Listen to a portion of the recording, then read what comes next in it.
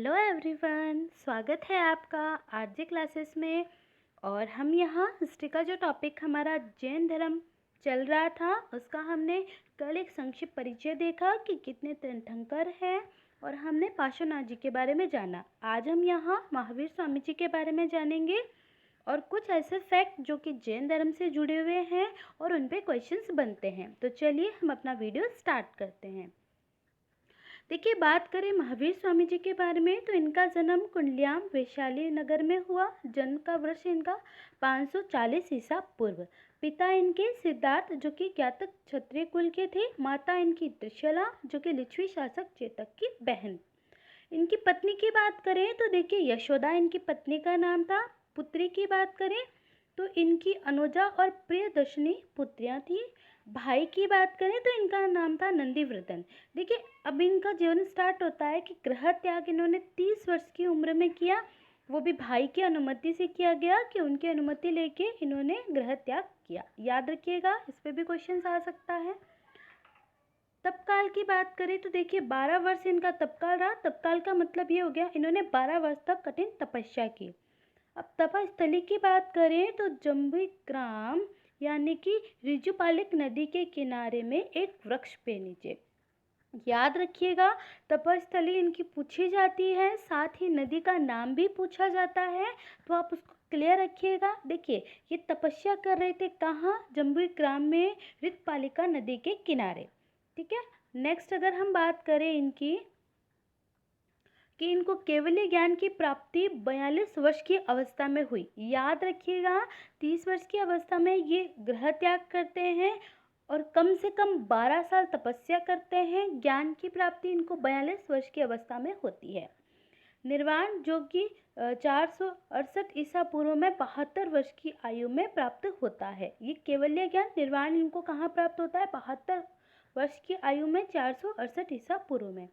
इनके जो धर्म उपदेश देने की अवधि है वो 12 वर्ष है। याद रखिएगा, धर्म उपदेश देने की अवधि 12 वर्ष। अब देखिए, कुछ ऐसे फैक्ट जो कि जैन धर्म से जुड़े हुए हैं और जिन पे क्वेश्चंस आते हैं वो हम देख लेते हैं।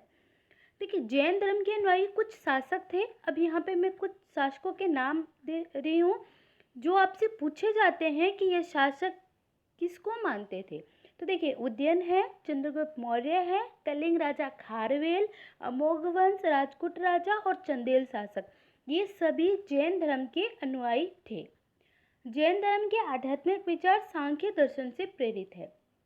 आप सभी जानते हैं सांख्य दर्शन के बारे में, तो इन्हीं सांख्य दर्शन से जो आध्यात्मिक विचार है वो जैन धर्म से कहीं ना कहीं प्रेरित है।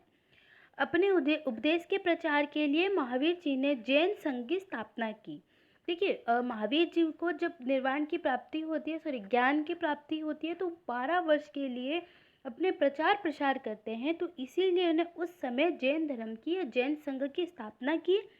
महावीर जी के 11 शिष्य थे जिन्हें गण घट कहते हैं। याद रखिएगा, 11 शिष्यों के बारे में पूछा गया है कि उन्हें क्या कहते हैं। देखिए, 11 थे तो गण थे और गण के साथ जब ज़्यादा थे तो घट, तो याद रखिएगा गण घट।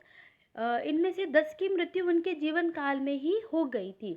और 11वां जो शिष्य था सुदर्मन, जो कि महावीर की मृत्यु के बाद, महावीर जी की मृत्यु के बाद जैन संघ का प्रमुख बना और धर्म प्रचार किया। याद रखिएगा, 11 थे, गणगट कहलाए, 10 की मृत्यु उन्हीं के जीवन काल में हो गई थी।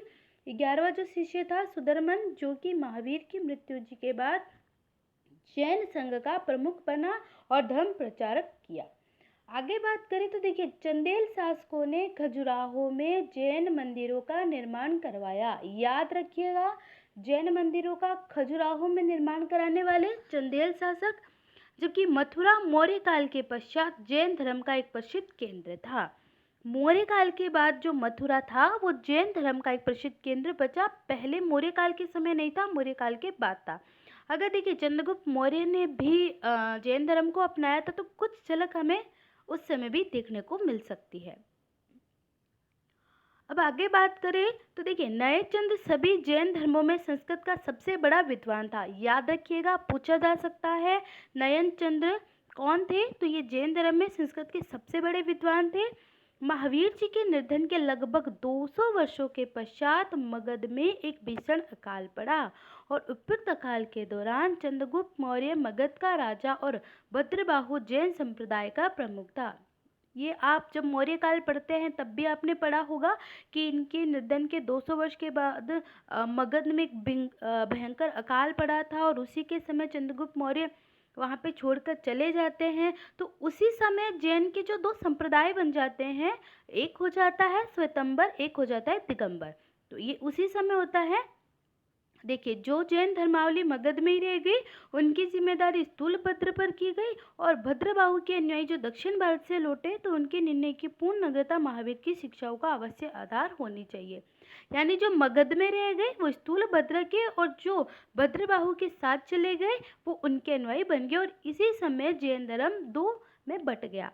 अब देखिए, स्थूलभद्र के अनुयायी ने श्वेत वस्त्र धारण करना प्रारंभ कर दिया तो वह श्वेतंबर कहलाए, जबकि भद्रबाहु ने अनुयायी दिगंबर कहलाए। क्योंकि देखिए, भद्रबाहु के अनुयायी चले गए थे, जगह जगह वो घूमे थे, तो इसीलिए वस्त्र उनके त्याग दिए गए और जैन धर्म के जो वहाँ पे मगध में ही बच गए वो श्वेतंबर और जो चले गए वो दिगंबर कहलाए।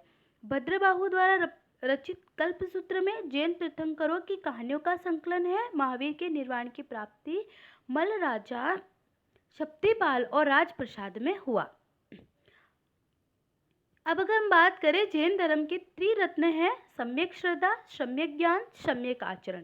देखिए, सम्यक श्रद्धा का मतलब हुआ सत्य में हमेशा विश्वास करने वाले, सम्यक ज्ञान शंका विहीन वास्तविक ज्ञान और सम्यक आचरण बाह्य जगत के प्रति। तो ये त्रिरत्न आप याद रखिएगा, पूछा जा सकता है कि सम्यक श्रद्धा यानी सत्य में हमेशा श्रद्धा रखते थे, विश्वास रखते थे। सम्यक ज्ञान यानी शंका विहीन और वास्तविक ज्ञान की पालना करते थे और सम्यक आचरण का मतलब होगा बाह्य जगत के प्रति भी अपना आचरण शुद्ध रखते थे। तो देखिए, आज के लिए इतना ही। नेक्स्ट हम जैन धर्म के बारे में, इनकी संगतियों के बारे में कल बात करेंगे। अगर आप हमारे चैनल पे नए हैं तो प्लीज़ चैनल को सब्सक्राइब कीजिएगा, लाइक कीजिएगा, शेयर कीजिएगा। Thank you.